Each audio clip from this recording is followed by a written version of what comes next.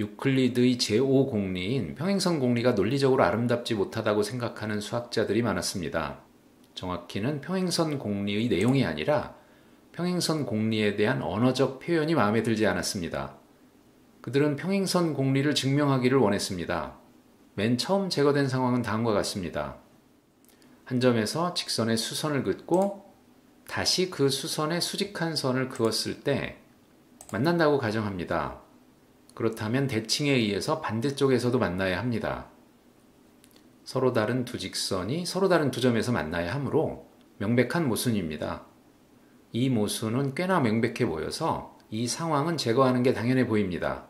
결국 수직이 아닌 비스듬한 직선을 그었을 때 두 직선이 만난다는 논증을 만들 수 있다면 평행선 공리는 증명이 된다라는 생각이 가능하며 이런 방식의 논리 전개를 이미 그리스 시대의 수학자들도 이해하고 있었습니다.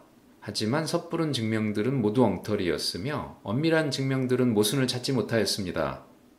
결국 1829년 러시아의 로바첵스키, 1831년 헝가리의 보여이는 내부적으로 무모순한 새로운 기하학을 발표하기에 이르렀습니다. 처음 이 사실을 받아들이기는 쉽지 않았습니다. 평행선 공리를 논증하고자 했던 수학자들의 입장은 어찌 보면 반드시 옳다는 믿음과 평행선 공리의 부정은 있을 수 없다는 강박 사이에서 이 논증을 찾아가는 자세였다고 할 수 있습니다. 그들에게 있어서는 일종의 선과 악의 대결이었습니다.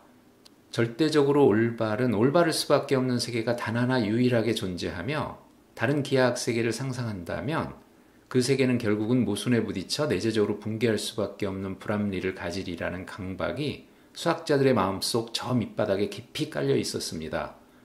논리학과 믿음 사이에 선택이 있다면 수학자들은 이미 믿음을 선택하고 있었습니다. 하지만 절대적인 세계에 대한 믿음은 구시대 수학자들의 충격과 함께 고통스럽게 깨져갔고 이제 새롭게 등장한 신세대 수학자들의 관심은 내부적으로 무모순한 기하 세계가 어떤 방식으로 존재할 수 있으며 어떻게 상상해낼 수 있을 것인가로 서서히 바뀌어 갔습니다. 비유클리드 기하학이 등장한 지 약 한 세대가 지난 후에는 좀 더 대범한 생각들이 제시되었습니다. 가우스의 제자 리만은 1854년 공간에 대한 매우 새로운 관점을 제시하였으며 일반적인 공간에 대한 이론을 발표하였습니다. 여기에는 평행선이 존재하지 않는 기하 세계에 대한 생각들도 포함되어 있었습니다.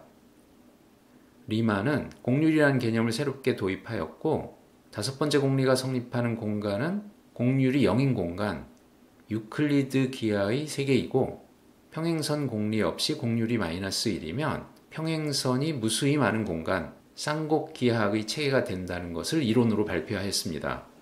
나아가서 만약 공률이 1이라면 구면처럼 평행선이 없는 공간, 구면기하 또는 타원기하의 체계가 된다고 하였습니다. 타원기하의 체계에서는 모든 두 직선은 정확히 한 점에서 만납니다. 직선이 무한하지도 않습니다. 직선이 하나의 원처럼 그려집니다. 그 길이가 무한하지도 않은데 단지 선문과 같은 경계, 그 끝이 있지는 않다라는 점에서 위안을 찾을 수는 있습니다. 포기해야 할 성질은 그것뿐만이 아닙니다.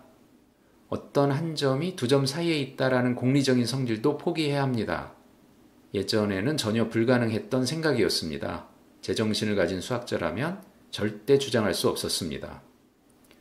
공률이 양의 상수 1인 공간에 대한 주장은 리만의 대범함이 묻어 있습니다. 이미 고대의 수학자들이 서로 다른 두 직선이 서로 다른 두 점에서 만나게 된다라는 사실 때문에 진작에 내다버린 논증을 되살려 놓은 것이었으니까요. 지난 영상에서 한번 이야기한 적이 있었던 것처럼 두 점이 사실은 일치하는 하나의 점이다 라는 방식으로 생각을 바꾸면 됩니다. 갑자기 왜 이런 생각들이 가능해졌을까요? 공간에 대한 생각이 절대적인 관점에서 상대적인 관념으로 바뀌어서 공간 자체의 논리적 안정성이 핵심적인 문제가 되었기 때문입니다. 새로운 세대의 새로운 질문에 위대한 수학자 리만이 답을 했습니다. 오늘 영상에서는 타원기하의 세계에서의 이상한 현상에 대해서 좀 더 알아보겠습니다. 처음에는 리만 기하라고 불렸던 타원기하의 세계는 사실 타원하고는 별반 상관이 없습니다. 리만 기하라는 용어도 이제는 공률이 있는 굽어진 공간을 일반적으로 표현하는 용어가 되었고요. 반직선이 있습니다. 한 방향으로 이어갑니다. 계속 연장합니다. 그런데 처음 위치에 다시 되돌아왔네요. 직선은 유한하다고 했죠.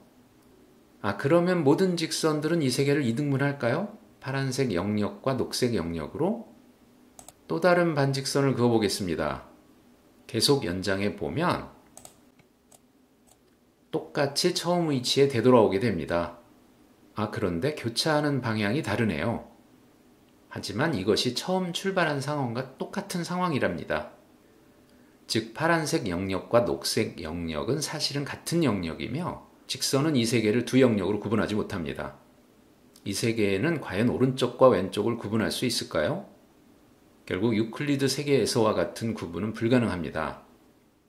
그렇다면 중간에 교차한 것일까요? 그렇지 않습니다. 교차는 출발점에서가 유일합니다. 두 직선이 교차한다기보다는 그냥 이렇게 만납니다. 직선의 길이도 유한하지만 이 세계의 넓이도 유한합니다. 한 점에서 두 직선이 있고 그들 사이의 각도를 알파라고 하겠습니다. 그러면 그 두 직선에 의해서 둘러싸인 영역의 넓이는 무한할 수가 없습니다. 유한한 길이로 둘러싸인 영역이기 때문입니다.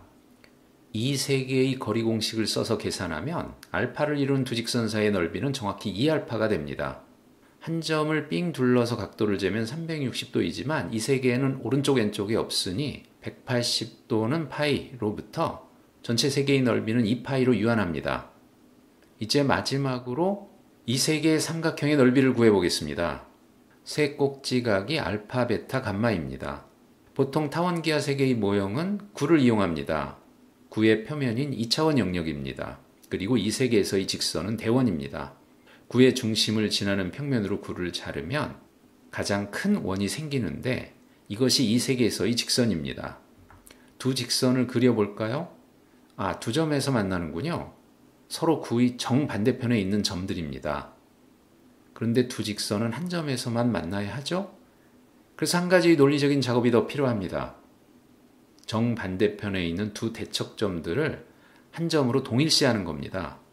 그러니까 구의 표면인 2차원 영역은 사실 타원기하 세계의 이중의 모습인 거죠. 한 점이 이중으로 그려져 있는 모습입니다. 모든 점들에 대해서 그 점과 그 점의 도플갱어가 동시에 존재합니다. 이것을 염두에 두면서 삼각형의 넓이를 구해보겠습니다. 삼각형을 적당한 위치에 옮겨놨습니다. 세 각으로 이루어지는 삼각형이 보이고요. 도플갱어에 해당하는 삼각형이 반대편에 보이네요. 각도가 알파인 두 직선으로 이루어진 이각형의 영역입니다. 넓이는 2알파입니다. 다음으로 베타를 이루는 이각형의 영역입니다. 두 부분으로 나누어 아랫부분을 도플갱어에 해당하는 부분으로 옮깁니다. 넓이는 2베타입니다. 마지막으로 감마를 이루는 이각형의 영역. 이제 이 세 개를 모두 더해보겠습니다. 2알파 더하기 2베타 더하기 2감마를 했더니 이 세 개가 전부 채워지고 삼각형이 두 개가 더 생기는군요. 따라서 다음과 같은 식을 얻을 수 있습니다. 삼각형의 넓이는 알파 더하기 베타 더하기 감마 빼기 파이, 즉 180도의 초과분이 삼각형의 넓이네요. 다음 영상에서는 타원기하 세계의 모형을 한 가지 만들어 보도록 하겠습니다.